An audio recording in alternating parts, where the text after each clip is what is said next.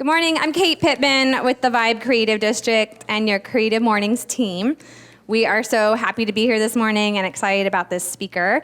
If you've been before, you know that Creative Mornings is part of a global network, and each month there's a theme. So this month's theme is revival. And when our group was sitting around a table discussing possible speakers, I could think of literally no one better than Alec to come and talk about the revival of the Dome site. I've been here 20 years. Some of you have probably been here your whole life. And it's always been talked about, right? That complex, what's gonna happen? City tore it down, now it's all parking lots, what's gonna happen? So fast forward to 2025, and after almost a decade of talking about it, it's here. So we're really excited about that. I'm gonna have Tessa read our theme. Our theme for May is revival. It was chosen by our Fort Worth chapter in Texas and illustrated by Marielle Guzman. Everything old is new again sums up the revivals that bubble up throughout culture. But are there really no original ideas left? Does it matter? Lots of things from the past are worth saving from obscurity. It's up to you to distill the best of the past and create a better future. As part of our global partnership with Creative Mornings, we do want to recognize Adobe as being the global sponsor. If you don't know, you can log online to that global platform and watch speakers from all over the world. You can also deep dive into field trips and do virtual chats with creatives all over the world, so we encourage you to do that. And then there's also amenities and leveling up tools for your creative business through Adobe. Personally here in Virginia Beach, I want to thank the Virginia Beach Arts and Humanities Commission. We would not be here without the support of our city, and we do have one of our commissioners here today, Miss Olga Torres, so thank you for being here, Olga.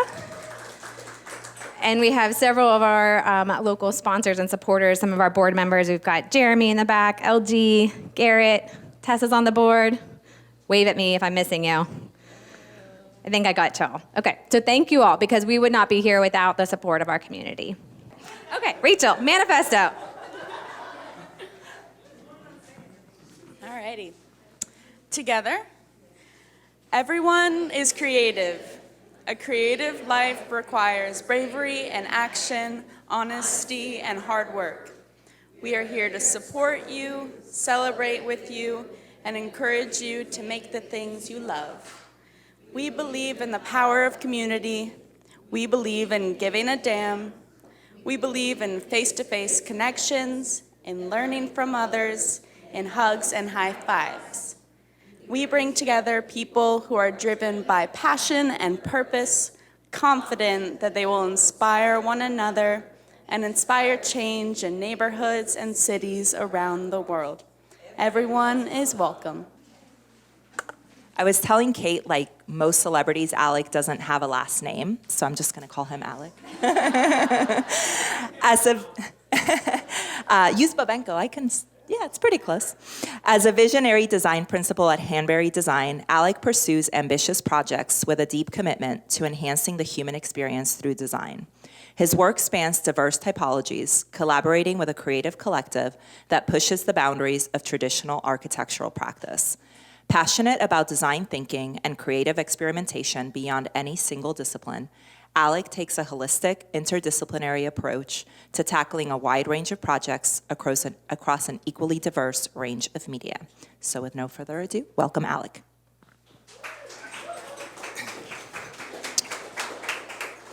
Wow. Thanks, everybody. This is quite humbling. I'm super grateful for this opportunity. I have given versions of this presentation before, but being amongst kind of a creative in the neighborhood where these ideas started, it is giving me like butterflies for once, and I'm very honored to be in front of you. So as was mentioned, I'm an architect with Hanbury. I'm also a design principal. We have an office in downtown Norfolk, as well as a couple of offices up and down the East Coast. And we've grown from a a firm that did historic preservation and higher education work all over the nation to now we've grown to 160 people across the firms, across the offices, doing work in all over, in different communities, ranging in all types of work and typologies. But we're here to talk about Atlantic Park, and what a better way to start out than the revival introduction, because every piece of this project, every piece of what I'm going to present has something to do with revival. And to me, you'll find out later, English is a second language, so I have to sometimes go back to the dictionary. And the introduction was a lot better than, say, the definition of it.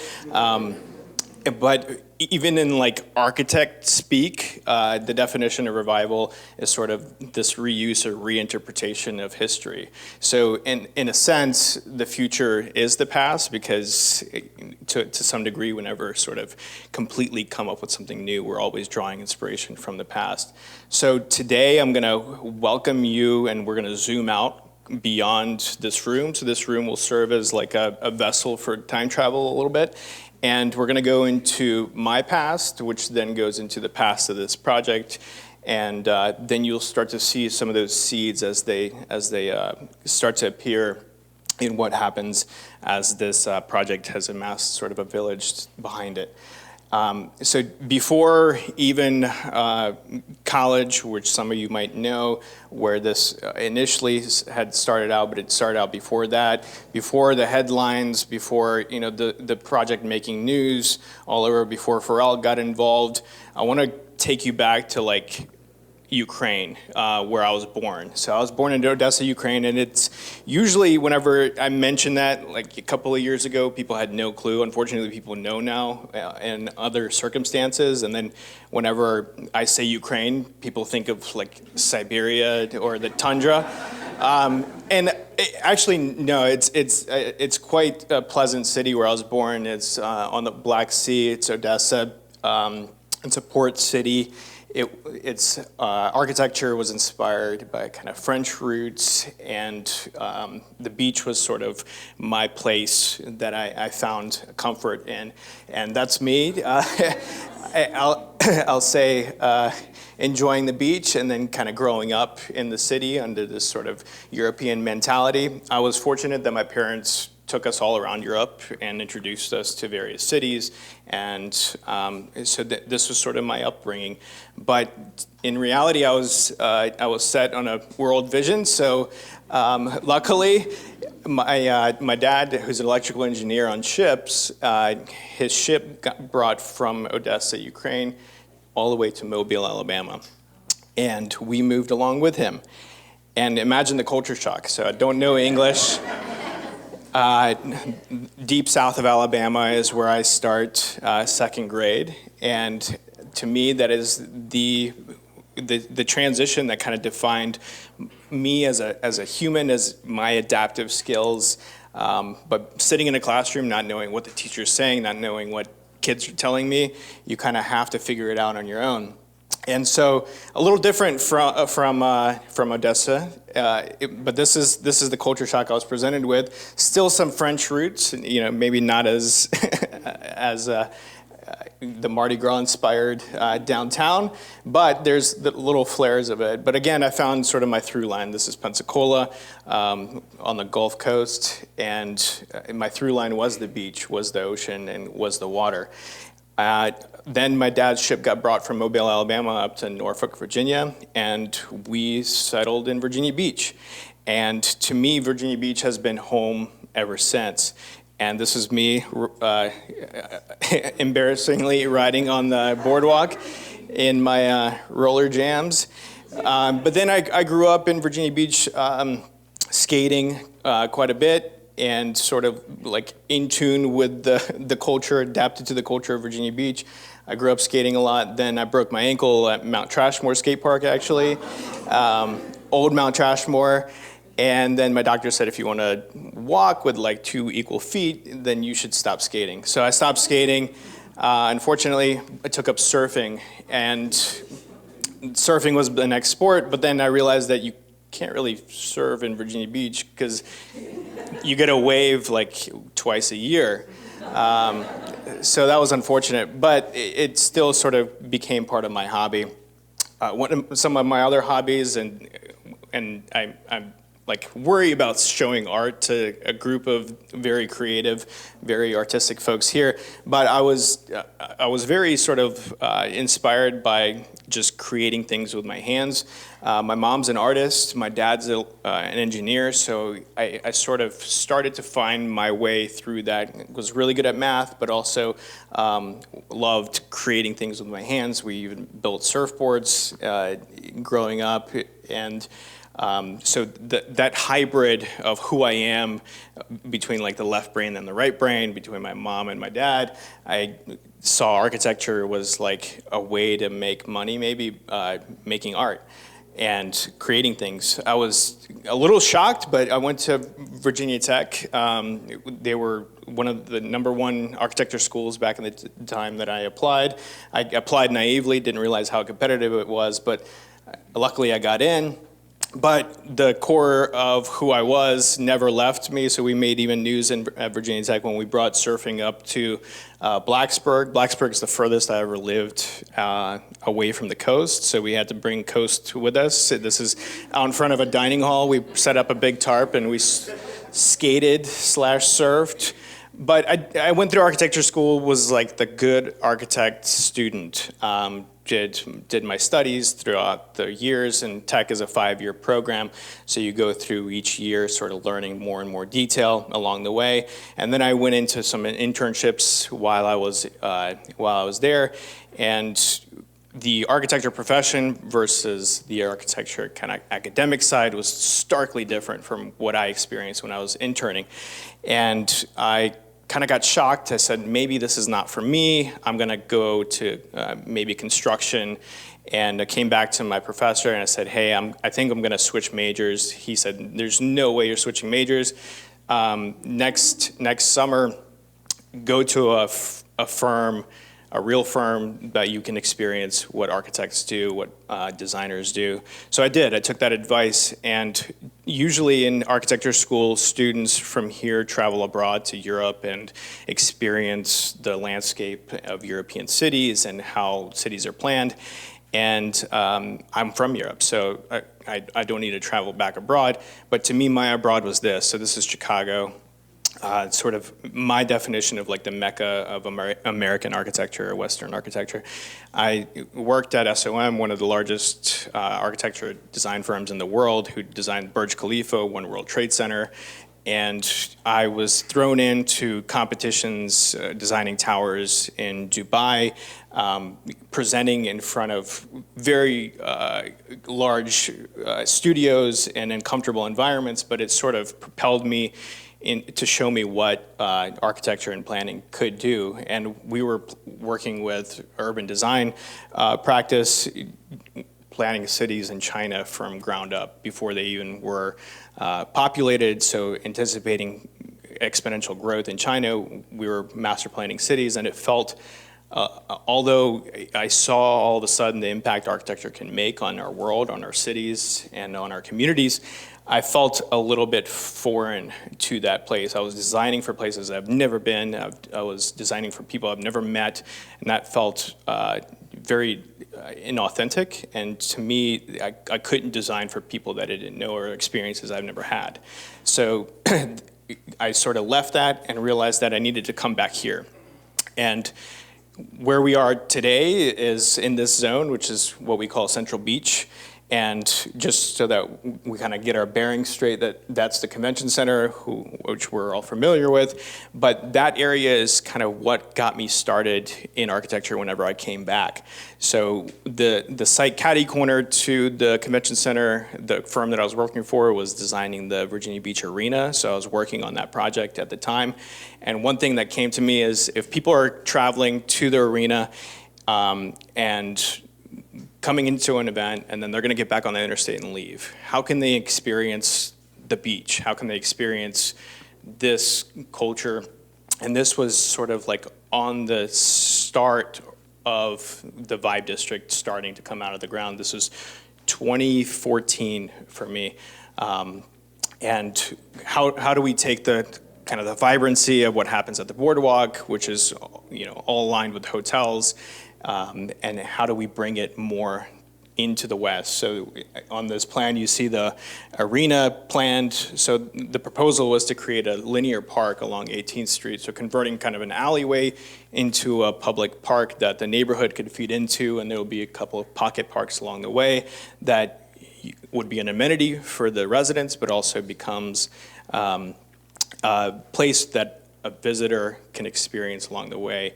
And although we presented this to the city while I was interning, the city loved it.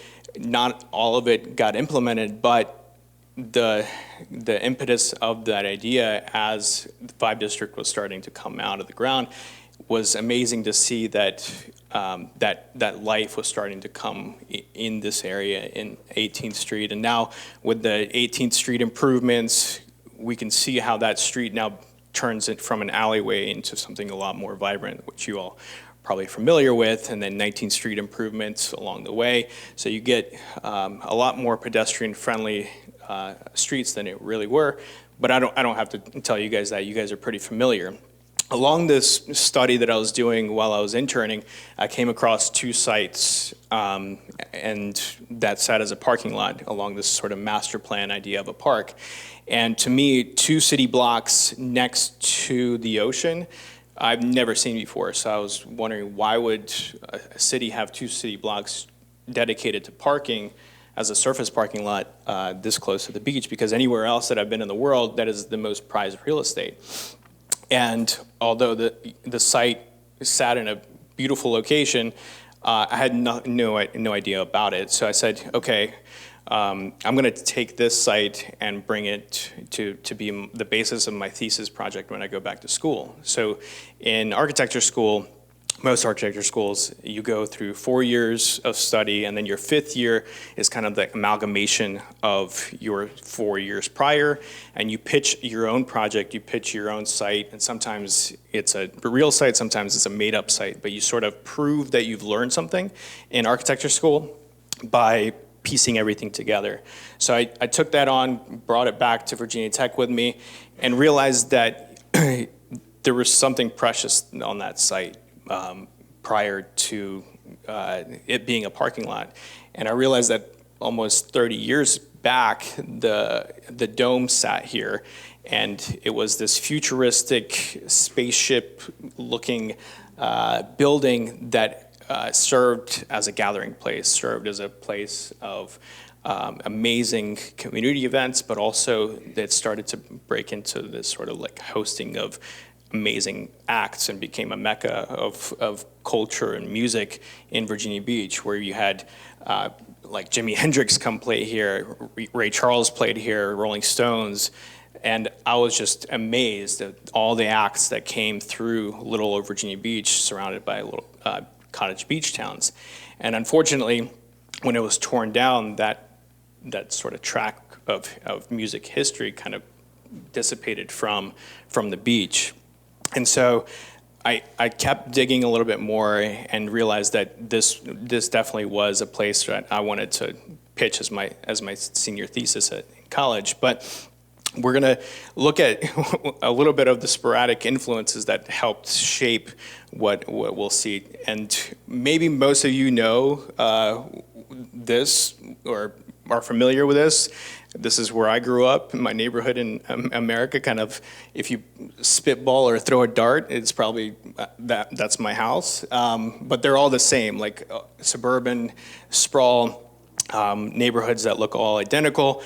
And then you got some really nice pieces in Virginia Beach. So Virginia Beach is comprised of a series of nodes of really interesting cultural kind of identities. So you have Pungo, which is a connection to nature and kind of our roots all the way to Town Center, which although I've design projects in Town Center, it's like sort of a weak attempt at urban density for Virginia Beach. We have a lot of cereal boxes lining the oceanfront boardwalk, capitalizing on the views, but creating a sort of a wall to to the views for anybody else. Back to Ukraine, this is what I'm familiar with. I'm familiar with wide streets, wide cafes, where lifestyle is a little bit slower. Well, like it was 25 years ago. Now, it looks a little different. But this is sort of what I grew up in. This was the urban fabric, streets lined with trees, cafes, and most of the urban blocks where people lived were around the perimeter, and then in the middle was a sort of a sacred space for kids to play, like a playground, so that kids can be in a safe area off the street, and their moms, like my mom, would yell to me and say, "Hey, it's lunchtime," and then we'll come back up, and we became a lot more independent a lot earlier on in life. So another piece of influence was obviously Chicago and my experience there, and how I started to approach my thesis project was starting to create this hybrid, what I call a hybrid typology of influences from the Western architecture to this European courtyard, and then kind of the creme de la creme of architects. Corbusier did this amazing thing where he took a very traditional resident block and lifted it off the ground and allowed the public to come underneath and kind of create this permeous ground floor to invite the city under the sort of the private residence. And so all those things, all those combined to inspire what came out of my thesis. And as not only did I have sort of inspiration through architecture typologies, but also inspiration through me growing up, who I was. And I sort of embarked on this journey that I wanted to make a neighborhood or a place that I would want to come back to in Virginia Beach, because as I was going through school, most of my friends went to 4-year degrees. They graduated, they went off to California, to DC, to Chicago, and it's kind of like all the investment in education that Virginia Beach City Public Schools puts into us, then all the other cities benefit from that. So I was wondering, how can I design a place that I would want to go back to and live in? And so to me, it became kind of an obvious solution that I would create a courtyard building, just like the one I'm familiar with growing up. But instead of the courtyard being a playground, a literal playground, it would be a playground for culture of surfing. So I was wondering if I could create a surf park, what if that sort of green central amenity can then be dispersed across the residence and then have almost like backyards, and the green space gets elevated, but the center space becomes a surf lagoon. I went to, like I said, skate parks all my life, and at the same time, I was wondering, why couldn't we go into a surf park to surf?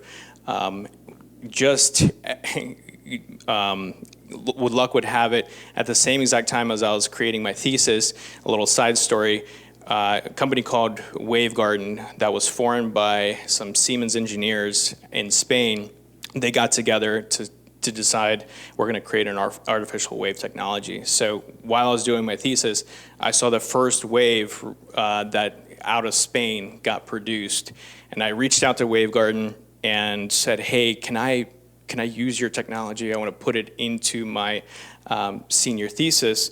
And they were like, "Yeah, sure, here's dimensions." And it's funny because there's folks in the room now that know how many NDAs we signed with Wave Garden, because 10 years later, we're using their technology, actually a different technology, a more improved technology. But they were very generous. They sent me some dimensions. I put it in the plans, and that's what became sort of this oasis for me inside my neighborhood. So it was a juxtaposition between the natural landscape, which is the Atlantic Ocean, and sort of borrowing some of that feeling and bringing it inland and letting people have this oasis within the city.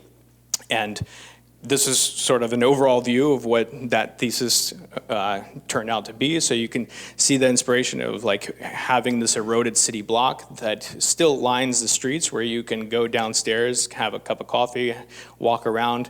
But at the same time, it cradled something precious, which is the surf lagoon at the time.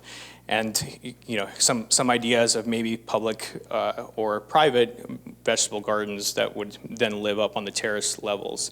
And all these terraces would look down on the surf lagoon, which was sort of became an event.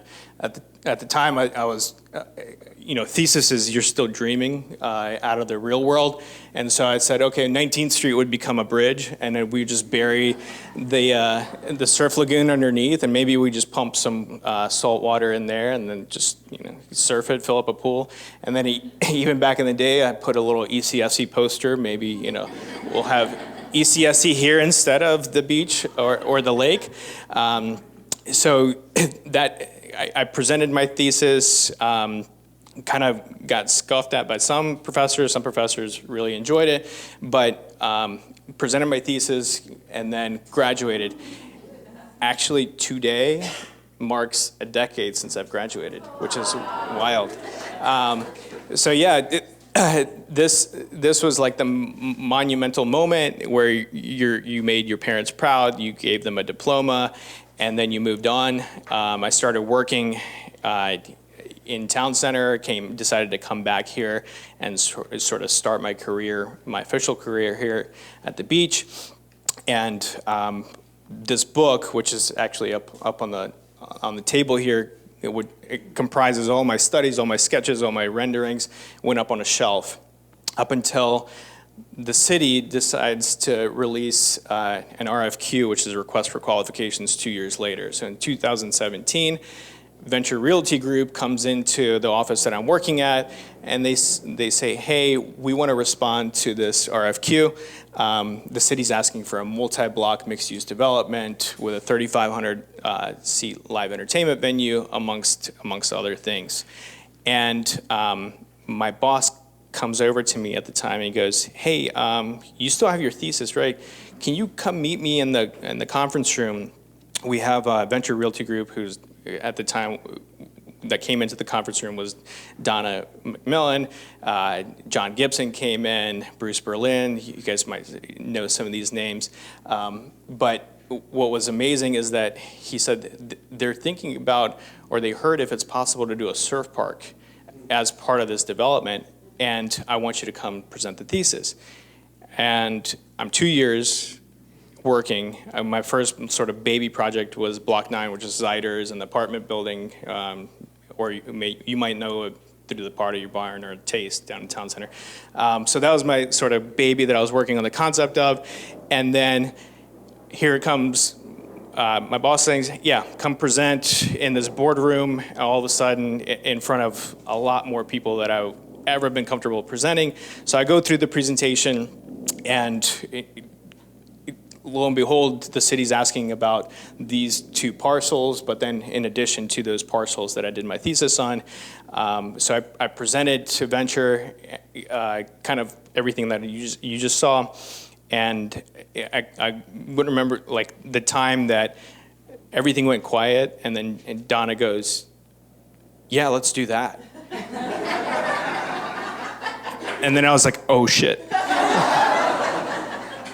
It has to, now we have to actually do it. Okay, so how do we turn this like dream cloud and bring it down to reality?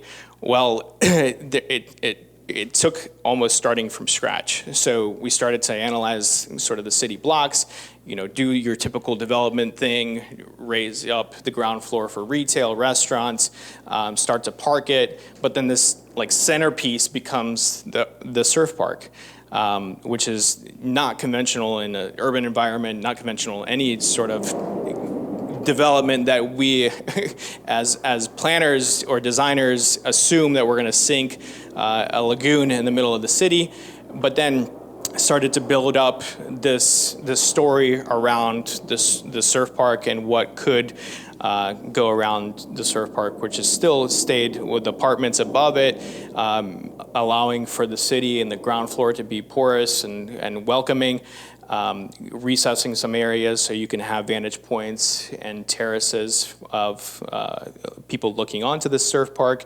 And so created these renderings that spoke to the design or the intent, and we needed to figure out how do we bring in a surf park. And so one of the development partners had a jet that we took and went down to Typhoon Lagoon in Florida. Rented Typhoon Lagoon out, and they cranked the waves up to as high as possible, and we surfed those waves, and we said, okay, this will do. We can make it work. Put it in the plans. So got back, drew up the plans to put it in sort of a Typhoon Lagoon version into the renderings, presented it to the city. They loved the idea, so they called us back for a second interview. On the way to having a second interview, in that in-between time, we came across a company called Wavegarden again that just released their second technology, and this is in the middle of the Basque Country in Spain. They built a little lagoon in a valley to test their second generation technology. So they invited us to come surf it. We flew out there. Mike Culpepper, one of the contractors, and Joe LaMontagne flew out there just to see how does this compare to Typhoon Lagoon. It was quite incredible, and we left that knowing that that's going to be our technology now, even though they just had a test facility at the time. We made a pit stop. If you're familiar with the northern country of Spain, we made a pit stop in Bilbao, and what I told Mike Culpepper and the development sort of partners is that if I take you to Bilbao and you see the Guggenheim by Frank Gehry, you won't think what we're doing is crazy. So this is, if this is the bar, then what we're doing is just standard status quo development. So we came back, redrew the whole plan to incorporate the Wavegarden now technology into the center of the development, and went back to a second interview with the city. At this point, Pharrell had received some of our renderings that we did, and he was kind of elated in terms of becoming part of the team, and he FaceTimed into the second interview and basically talked about how this will propel the city forward and what it will do sort of to the overall landscape of development. So we won the project with the city, and now it became like time to engage the public. This is the largest public community engagement sessions I've ever been a part of. This is at the convention center right down the street, and it's amazing to see how many voices came out to sort of ask for all these things that could potentially happen in this project. And we entertained those. We went back, and the idea grew from those city blocks, and it expanded to even more city blocks, included more things. And then COVID happened, and we redrew some things after that. All the pieces and parts got shifted around. I mean, between that and before, we redrew it a couple of more times, and then finally settled on to something that felt right. It was like the Goldilocks of the development. Really, it right-sized itself, I think, over the course of time, over the course of design iterations, and this is what's getting built today down the street. So the Surf Lagoon, as you can see, is still a big prominent piece of it. And in the center of it all, where the residents, the apartments, and are kind of overlooking it, and you have this public walkway that weaves you through the site, where you get to experience restaurants, you get to experience retail spaces on the ground floor, and some of them are two-story spaces. But everything overlooks this sort of centerpiece lagoon. This is sort of the public walkway and the beach area that people will experience along the way. So overall, the idea stayed similarly to the same thing, just kind of transformed and evolved over course of time. But there's sort of this piece of it that Pharrell coined along the way whenever we were having design meetings. He said that this development will be well-rounded. And to us, we weren't really sure what he meant by that. He speaks in like 5-year increments beyond what we can kind of conceptualize at the time, but he said we just needed, this has to be well-rounded. And for us, we took it very literally, like, yeah, of course, it's sort of sculpted by waves, and it's sculpted by water, so all of this becomes sort of this organic motif of what I would call revival of like an Art Deco period, so unexpected but deeply familiar to kind of this area, this sense of place. But what he meant by that is that it will be well-rounded in the fact, all the personalities that will come here, all the people that will cross paths with individuals that walk by, and you'll get to experience a series of places, of people, and it becomes sort of this linear museum, this linear gallery into the culture of surfing in Virginia Beach, into culinary pieces of Virginia Beach, into retail, and then into the music piece. So this is an apartment block with the Dome, which opened 2 weeks ago. You might have been to a show already, but everybody keeps asking, like, why the Dome? And you might already know the story, but to us, everybody asks, why wouldn't we incorporate a dome back into the structure or into the typology of the architecture? And I keep saying we did. Instead of that physical dome, we left the footprint or the thumbprint of what the dome did for the city. So it left a very significant impact sort of in the earth, and to us it's a reinterpretation of that outdoor space outside the venue. So the outer ring kind of completes the footprint of the dome, but it's as if you took the dome and lifted off the cap and now exposed the vibrant sort of culture and influence of what that place did for us. So now it's not just about a surf park. There's kind of these small little pieces and parts. So if you looked at this whole place like a tide pool, you get little ecosystems happening throughout, where there's pockets of public space, pockets of private public space. So they're sort of intertwined between one another. But it's always a journey. You always get little windows into the culture of what makes Virginia Beach unique. So there's that outdoor amphitheater space. Once the big hangar doors that are on the front of the venue open up, they're 26 feet tall, 6 hangar doors that accordion and open up from the middle, 3 on each side. And one little story, I didn't know if I was going to tell this story, but I will. The outside of the hangar doors, if you guys have seen it, there's like a perforated metal on the front, and they're backlit. And what inspired the design of the perforations and the material is back in 2003, Pharrell made a song that was his first single that debuted, and it made a lot of charts. He was still associated with Neptunes, but this is that song extrapolated and abstracted the full song across all the doors. So it's a very subtle moment. The hangar door is kind of an homage to our military town and to aircraft here that we hear kindly weighing into the presentation. And then the imprint that Pharrell has had in this city that he continues to make in the world are a small little reminder and homage to what he did. And even the music video for this song was transformational. He had a skate ramp in his house. He had debuted his clothing line. He was sort of this multifaceted artist that came out with everything in that video, in that music video, and it was pretty incredible. So this is sort of an homage to that and what this development will do for the future of the culture of music, but also for the culture of the city. And so whenever those doors open up, they play out to an outdoor amphitheater. So anybody that gets an apartment on this side gets a free concert out of their balcony.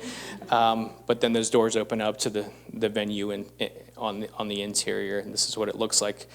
This is still the renderings, but some of the design that inspired the spaces that you might see inside was still a through line that came in from this well-rounded exterior, and how water and people weave throughout the site. And now how do you design a place that does the same thing? Like the lobby kind of evokes as if you're walking through the inside of a piano. It makes you feel super small, but at the same time, it makes it feel like the people, the activity are carving their way through the lobby. And so we went through a couple of design iterations of sort of creating this carved out space. And it was this back and forth. I remember going from like, let's do an upscale, almost like Michelin type restaurant, to Live Nation saying, no, this has to be like rock and roll and purples. So there's this fine line that evolved, which I think, again, you can see that like the constant blending of inspirations start to make something unique rather than just replicating something. So this is the upstairs VIP bar in the venue, and this is the lobby that we're talking about that welcomes, that greets people, but also the glass that sort of allows you to see into it and see that movement and inspire that, even if the venue is not having a concert. So I'm going to close out, but I'm going to take you through the venue if you haven't been through the venue. This is what you would experience when the doors open up, but also to enter the venue and go through it, what it looks like when you enter the music hall and that sort of 3-story space.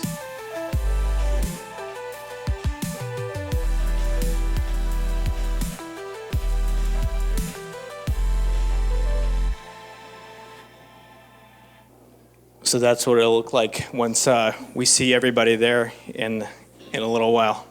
So thank you. Oh my goodness. Did anyone else get chills watching that? That was very cool. Alec, amazing job. Thank you so much.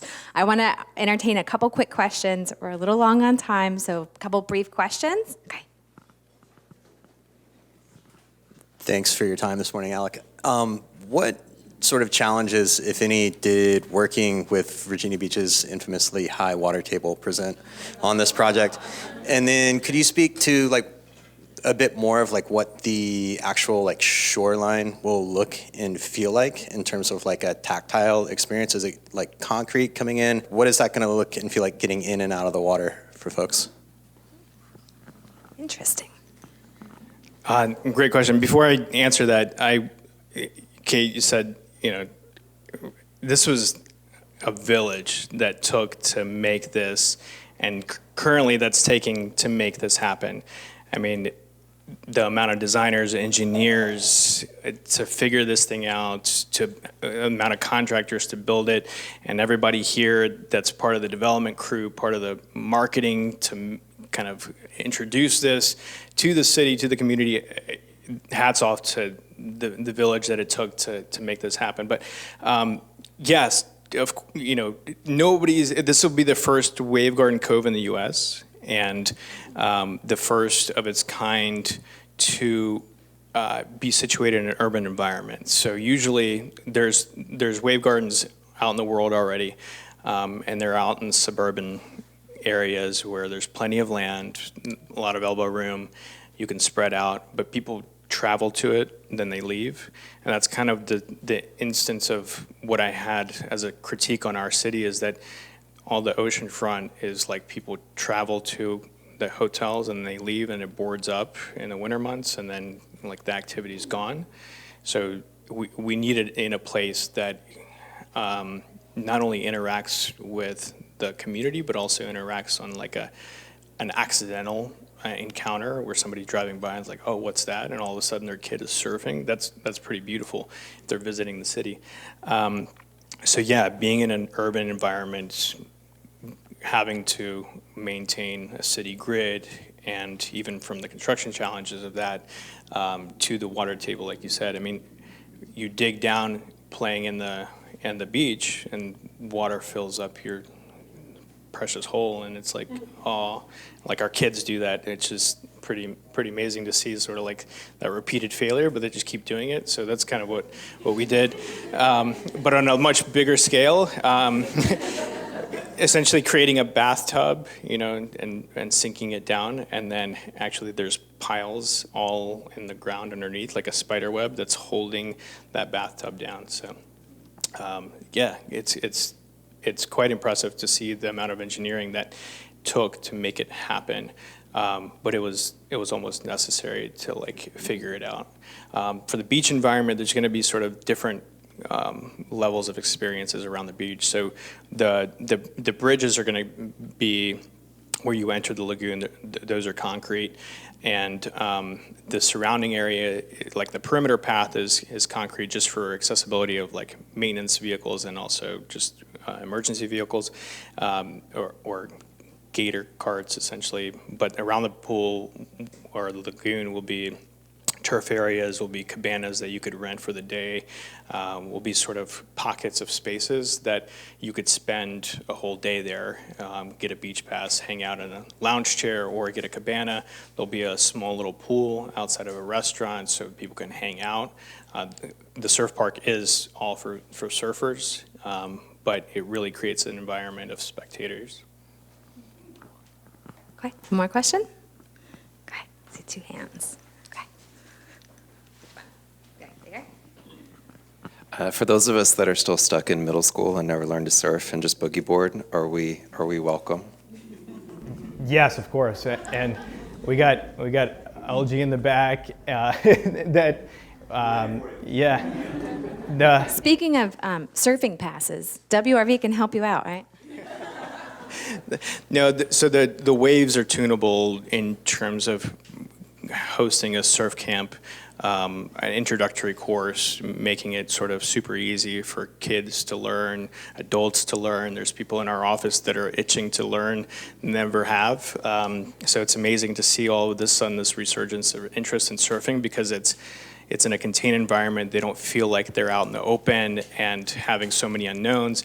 And I grew up teaching surf lessons down in Sandbridge for Surf Adventure, and we would have people arrive from Canada, from wherever, booked a lesson for however long ago, and we come out there and it's like a babysitting time for their kids because the ocean is flat.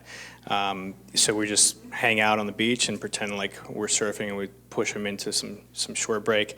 But no, it's for all ages, all skill levels, all the way up, working up to expert surfers with barreling waves. So it'll be like on an hourly basis. Essentially, imagine Topgolf going to kind of book your hour at Topgolf, just a little different. Okay, another question? Nice job, first off. That was awesome to hear that. How do you think, with this such a unique project, might inform the oceanfront over the next however many years? I know it's a big question, but are there any thoughts in the back of your mind of what might come out of this? That's a great question. A revolution, right? Yeah, I mean, that question is very loaded. There's this hope inside that it is not the only thing, that it starts sort of this ripple that continues across the beach, across the city, frankly, across our state, that becomes something unique that we can kind of tap into. So my hope is that after seeing it, after walking it, after embodying it, there's a new sense of value placed on design, because there's a lot of pieces in this project in sort of its wake that you can't put a finger on or you can't monetize exactly, but those ripples, we're here today. It's amazing to see this room. I thought maybe 3 people would show up, but the tentacles that this project has had in our community and engaging crafts, engaging artists, talk about revival, taking the trees down from the site, and Pat Ryan, who started his business as Benevolent Design in the Vibe District, is took those trees down, milled them, and is now creating furniture out of them that are going back into the project. So those are small little through lines because of the team that's ingrained here into the culture. It's not a developer that's landed from outside and making a buck.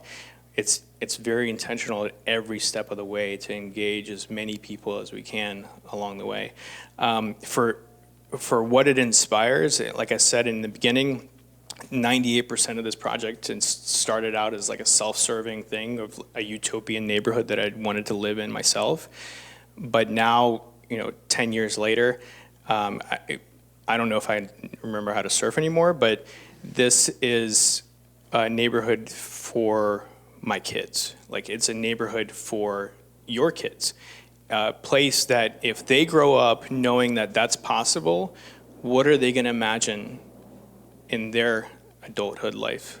Whenever they become a creative, they become sort of part of this neighborhood, part of this planning idea. So that's to me is like the inspiration behind it is if we created a sort of a blank slate and allowed them to write that story. And to me, this project sort of cleanses that palette a little bit of like what you have to do in terms of design, or what the knee-jerk reaction is to responding to, oh, let's put apartment building here. How can we do it a little bit differently? And that's what I hope the future generation asks. Great. There's one over here. Who over here? Is it you? Hi, that was an amazing presentation. I'm curious in terms of maintenance. It's such a big building and there's multiple components to it. How do you envision the maintenance, and how is that going to last throughout the lifetime of the building, and or have you thought about the afterlife of the building? Good question. Scholarly. I know, it's pretty, the revival of this building in 30 years, I'm curious to know what happens. I hope that it will continue and be kind of readapted to what it needs of the time. We sort of thought about if you design it, 10 years ahead of its time, by the time it's there, it's like almost relevant rather than designing for today. In terms of maintenance and operations, like that's not my gig. So the development team has a lot of operators that are in place to take care of the building and the project and your experience in every facet. So I don't have a doubt about that. So we'll experience it together. Just want to, if you could just touch base for the people in the room who aren't familiar with what Hamber is doing from the Fellows program that y'all have put together, because it touches a little bit on his question of how y'all have focused with professionals coming up in the industry from all over the world, really, and kind of basing a little bit of the design on this being the epicenter and growing from there. Jimmy with the toss-up. Thanks, Jimmy. So my project started out as a summer thesis project when I was interning at an architecture firm. We decided that is something we wanted to continue, and we wanted to invite people from all over the nation, pay for their housing, pay for them to work in little coastal Virginia, that most design, like top tier design schools are looking at those top tier design cities, and they don't look at us. But as soon as we offer housing and we offer a paid internship, then all of a sudden we become a lot more interesting to those students. So we get that top tier talent to come to our cities and continue that cycle and continue to feed the loop of design coming into this from different perspectives, different walks of life, and introducing them to our city, introducing them to our people, and then seeing what they could imagine. So for every summer now, we've been doing what's called a summer scholar program, and the amount of people fluctuates based on the year, but we invite a few select individuals. This year we had 250 applicants apply for 11 spots, and so that was pretty incredible how much the program has grown. But we invite them to come here and some of you have met them actually, and I encourage you all to keep in contact and meet them in the future. But every class decides to take on a pain point of the city and propose something unique to try to solve it. And it's all about asking the questions rather than answering them. So it's asking the what if, and then we try to sort of amass that amount of knowledge or ideas and see what we can do with it. All right, so 10 o'clock, last question. So just so you guys know, I get to work with Alec on projects, and working with him is even cooler than hearing him talk about all this stuff. It's a really great process. I love the circle, bringing everything back. What can we do as a creative community to inspire and support people like you along your journey, like other folks in our community, to feel like they can share their ideas and actually achieve something? I love like all these questions, and it starts by showing up. I mean, that you're here, that's amazing. And for each individual here, showing up means support, and that's like the first step. We joke about the Summer Scholar Program because like if students propose ideas, they hold like this innocence to them that we can propose anything to city council, we could propose anything to planning, and they don't see us as like, all right, you guys are crazy, like let's not talk to you. But the sort of showing up, supporting, but also interacting and sort of being there to promote and tell the stories of what's going on, and for events like this to happen more. Like this venue is amazing that these conversations can happen, because then each of you can be the sort of the broadcast of that message, and it can hit somebody that can influence change, or they can connect them to the next person. So to me, this story shows you the sequence of events that have unfolded that you couldn't repeat again. The amount of connections made at the right time, at the right place. It's like taking the stars and making a constellation out of them. And we just need, as supporters of the creative community, we just need to make more constellations. And then those will sort of feed on themselves and branch out and ripple across the community to better all of our neighborhoods, not just here, but all of Virginia Beach, like I said, all of Virginia, I hope. All right, on that note, round of applause, right?